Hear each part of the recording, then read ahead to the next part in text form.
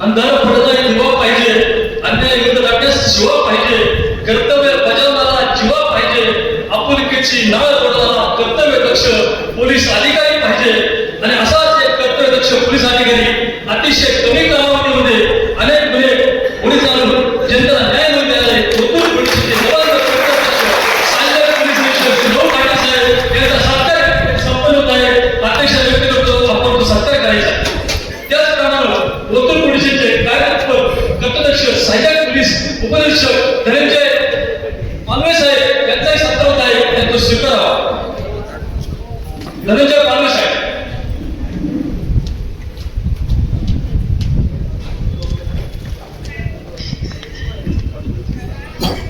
लहरों से बेहतर नौका पार नहीं होती, कोशिश करने वालों की कभी हार नहीं होती.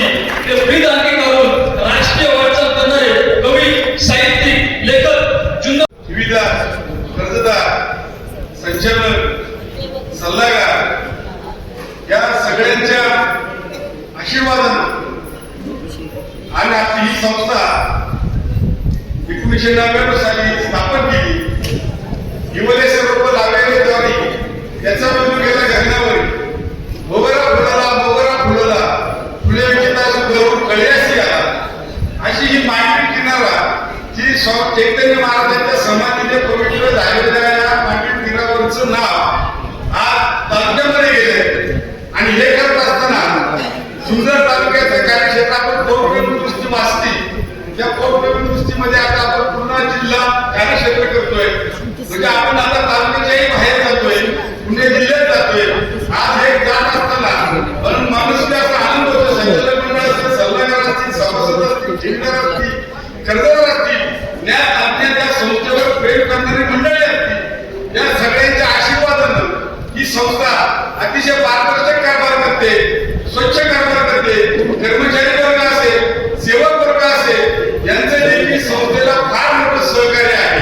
आणि हे करत असताना मनाला अतिशय आनंद होतोय की आपण कसं करावं, काय करावं. ज्या ज्या गोष्टी अडचणी येतात त्या वेळेस जर वार्षिक सर्वसाधारण सभेने संचालक मंडळाला काही अधिकार दिले नाही, जर काही सूचना केल्या नाही, तर त्यावेळेस वार्षिक मीटिंगमध्ये संचालक मंडळाचे हात बांधले जात आहेत. कारण वेगवेगळे नियम आता आपल्याकडे लागू होत आहेत.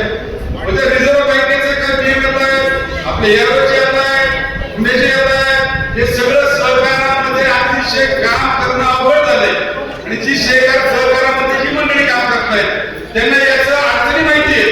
आणि या अडचणीवर मात करतोय आपण. काही ठिकाणी जे काही घडतं त्यावेळेस अचानक एखादा कर्जदारच मिळत होतो, त्याला मागे कुणीच नसतं, त्या जामीनदारांकडे ते कर्ज वसूल करतोय. कारण आजही काही लोकांना माहित नाही की आपण कुणाला सभासद होतोय. आपण सभासद होत नाही, आपण त्याला कर्जदार होतोय. जो कर्जदार आहे त्याला दोन जामीनदार होता, ते जामीनदार देखील सह कर्जदार आहे. आणि हा जीआर आहे, बायोलॉजी आहे. म्हणजे ह्या सगळ्या घटनाक्रम त्याच्यामध्ये असतात. अजून आपल्या मंडळींना काही मंडळी सभासद ते लक्षात येत नाही. आणि मग नंतर काय म्हणतात किंवा नंतर मग संस्थेशी ते कर्मचाऱ्यांशी उचल घालतात. कर्मचाऱ्यांना त्याचा त्रास मानसिक होतो, तो संचालक मंडळाकडे विषय येतो आणि मग तो वार्षिक सभेत मांडावा. कारण जो कर्जदार थकतो तो अतिशय काही ठिकाणी इतकी वाईट परिस्थिती आपल्याला अनुभव आली की आपल्या कर्मचाऱ्यांवर पोलीस केस देखील झाली. परंतु त्या ठिकाणी आपण त्या ठिकाणी ज्या पद्धतीने आपल्याला हँडल करता येईल त्या पद्धतीने आपण हँडल केलं.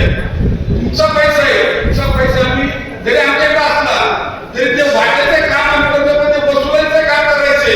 ही दोन्ही कामं करायची. गाडीची दोन चाके, एक चाक जर थांबलं तर गाडी चालू शकत नाही. तुम्ही त्या कर्मचारी, संचालक मंडळ, सभासद, कर्जदार, ठेवीदार सगळ्यांना घेऊन आपल्याला जायचंय. आणि म्हणून या वर्षी जो आपण काम करतोय संस्था आपल्या अतिशय आग्रह होत चाललेली आहे. संस्थेमध्ये ज्या बँकांमध्ये ज्या सुविधा आहेत त्या सगळ्या सुविधा आपल्या संस्थेमध्ये आणण्याचा आपण प्रयत्न करतोय. जवळजवळ 50 ते 60% सुविधा आपण उपलब्ध केलेल्या आहेत. आणि अजून राहिलेल्या सुविधा जेणेकरून आपल्या सभासदाला आज जे काही मोबाईल भेट झाले त्या मोबाईल संस्कृतीमध्ये या ठिकाणी आपल्याला देखील त्यांच्या स्पर्धे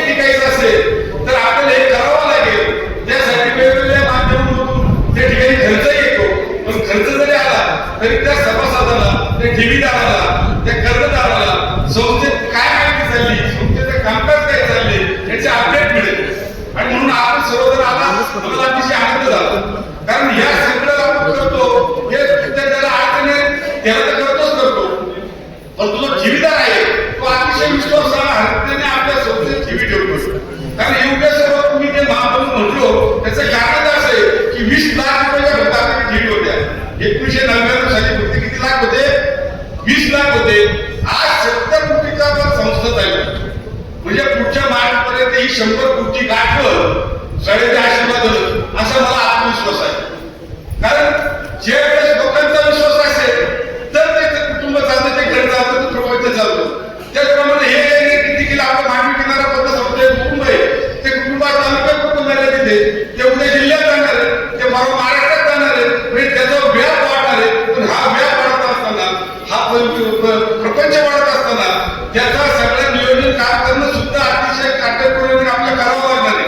कारण आपण ज्या वेळेस जुन्नर शाखा असेल, नारायणगाव शाखा असेल, बेला शाखा असेल, आळा फाटा असेल, नव्याने आपण सावित्रीबाई फुलेची आपल्याला मर्ज केली ती मांडवी किनाऱ्यामध्ये, ती संस्था असेल, आपली उतरची शाखा असेल, या सगळ्यामध्ये त्या गावचे सभासद आहेत, त्या ठिकाणचे ठेवीदार आहेत, त्या ठिकाणचे कर्जदार आहेत, या सगळ्यांशी आपल्याला चांगले संबंध ठेवून, कारण हल्ली कुठलंही काम करताना ज्यावेळेस कर्ज लागतं त्यावेळेस तो अतिशय प्रामाणिकपणे संस्थेत येतो. प्रत्येक सभासदाशी, प्रत्येक संचालकाची शिफारस देतो, कर्ज मंजूर करून देतो. कर्ज मंजूर झालं पण ज्यावेळेस हप्ते टाकतात त्याच्या काही कौटुंबिक अडचणी असतात, हे आम्हाला कळतात. परंतु ते थकत असताना जेव्हा तो एनपीएस जातो, मग एनपीएस गेल्यानंतर जी थकीत कर्ज आहे ती आपल्याला एक 60 कर्जदार अशी थकीत होते की त्याच्यामुळे आपल्याला नफा 70 लाख दिसतोय, तो त्यामुळे दिसतोय. जी जर कर्ज वसुली आपण या वेळेस हप्ते आले असते तरी देखील आज आपला तो नफा 1 कोटीच्या पुढे गेला असता. आम्ही अतिशय प्रामाणिकपणे प्रयत्न करतोय, कर्मचारी अतिशय प्रामाणिकपणे प्रयत्न करतायत. परंतु त्या देखील त्यांना काही आपल्याला मर्यादा आहे. काही ठिकाणी काही कर्जदार महिलांना पुढे करतात. मग महिलांना पुढे केल्यानंतर डॉक्टर साहेब अतिशय अडचणी येतात. हे कर्मचारी त्यावेळेस आपल्याला फोन करतात की सर आम्ही काय करू चेअरमन साहेब, तर त्यांना सांगतो तुम्ही निघून या. म्हणजे ह्या सगळ्या गोष्टी अशा घडतायत. कारण आता ह्या योगामध्ये याच्यामध्ये आपण मग कर्ज द्यायचंच नाही का? कर्ज द्यायचंय ना, पण देत असताना आता आपल्याला फार विचार करून सभासदांनी देखील आम्हाला सूचना केल्या पाहिजे की ज्या गावामध्ये आम्ही कर्ज देतो एखाद्या चुकीचं जात असेल तर तुम्ही आम्हाला फोन करून सांगितलं पाहिजे की बाबा हो हे कर्ज तुम्ही देऊ नका. कारण ह्या सुद्धा सूचना तुमचं काम आहे, कारण तुम्ही मालक आहात, आम्ही फक्त चालक आहोत. जशी इष्टीला कंडक्टर ड्रायव्हर असतो तसे आम्ही ड्रायव्हर आहे, हे सगळे कंडक्टर आहेत कर्मचारी, पण मालक तुम्ही आहात ना. मग या सगळ्या सूचना आपण काय करतो, हे का मानायचं, का मानायचं सदस्य पुढे. कारण संस्थेला वर्षभरात अडचण येतात. आपली भेट 1 वर्षाचीच, आपली भेट होती वर्षांनी. परंतु तुम्ही ज्यावेळेस संस्थेत जाता तुमच्या कर्मचाऱ्यांचे संबंध अतिशय चांगले असतात. काही सभासदांना डॉक्टर साहेब आपलं संचालक मंडळ बोलत सुद्धा नाही. बरोबर साहेब, ही परिस्थिती आहे. परंतु कर्मचाऱ्यांना डॉक्टर साहेब सगळे सदस्य ओळखतात, सगळे ठेवीदार ओळखतात, सगळे कर्जदार ओळखतात. म्हणून कर्मचाऱ्यांवर जास्त त्याचा बाहेर येतो आणि कधी कधी ते ज्यामुळे त्यांना शक्य आहे ती शक्य त्यांच्याकडे करतात, काम करतात. परंतु त्यांच्या हाताकडे शिक्षा पुढे गेलं की मग संचालक मंडळावरती थोडीफार जबाबदारी येऊन पडत्या त्यामध्ये आम्हाला लक्ष घालावं लागतं. परंतु अतिशय प्रामाणिकपणे संस्थेचे सगळे कर्मचारी आपले काही शाखांमध्ये चांगलं काम करतायत, त्यांना धन्यवाद देतो. आणि असं चांगलं काम केल्यानंतर हे काम करत असताना त्यांचा वाटा फार मोठा आहे, त्यांचा वाटा मोठा आहे. आपण महिन्यातून 1 दिवस मिटिंगला जाणार, अडचण आली संस्थेत जाणार, काही गरज पडली तर संस्थेत जातो आम्ही पण, काही गरज आता आमच्या किती गेलंच पाहिजे. पण मासिक मिटिंग, वार्षिक मिटिंग, ते वार मिटिंग, ही 13वी मिटिंग, याच्या 15 ऑगस्ट, 26 जानेवारी किंवा रोख महोत्सव किंवा वर्धापन दिन अशा निमित्ताने एकमेकांना आपल्या भेटी गाठी होतात. परंतु कर्मचाऱ्यांना सातत्याने कर्जदार, ठेवीदार, सभासद या सगळ्याकडे काटेकोरपणे त्यांना त्यांच्या पद्धतीने तोंड द्यावं लागतं. म्हणून आपण सर्वांचं सहकार्य आहे, इथून पुढे आपलं सगळ्यांचं सहकार्य असं राहू द्या. या संस्थेवर जीव लावा. तुम्ही आम्ही जसं जे काम करतोय त्याप्रमाणे आपण थोडं आमचं चुकत असेल तर आम्हाला सूचना करा, ते आम्ही सुधारण्याचा 100% प्रयत्न करू असं या ठिकाणी जाहीर करतो. आणि माझं छोट्याच्या बाजूला थांबून पुढचे सत्कार घ्यायचे त्यासाठी मी थांबतो. जय हिंद, जय महाराष्ट्र, जय शिवराय.